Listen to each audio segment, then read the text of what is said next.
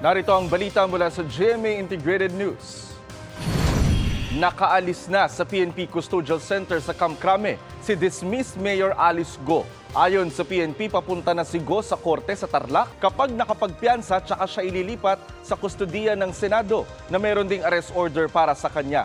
Kaninang umaga, inilabas ng mga otoridad ang mugshot ni Go. Naaresto si Go nitong Miyerkules sa Indonesia at naibalik siya sa Pilipinas kaninang pasado 1:00 ng madaling araw. Matatanda ang iniuugnay si Go sa operasyon ng iligal na Pogo Hub sa Bamban. Dati nang itinanggi ni Go ang alegasyon.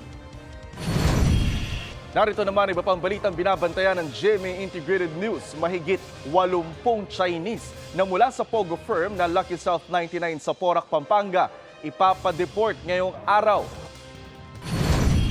Orange heavy rainfall warning nakataas sa Zambales at Bataan.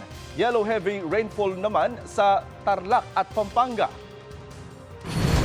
At sa Super Radyo DZBB, ilang senador magsasagawa ng ocular inspection sa Kingdom of Jesus Christ Compound at public hearing sa sangguniang panglungsod sa Davao City kaugnay sa pag-i-issue ng alias warrant of arrest kay Pastor Apollo Kibuloy.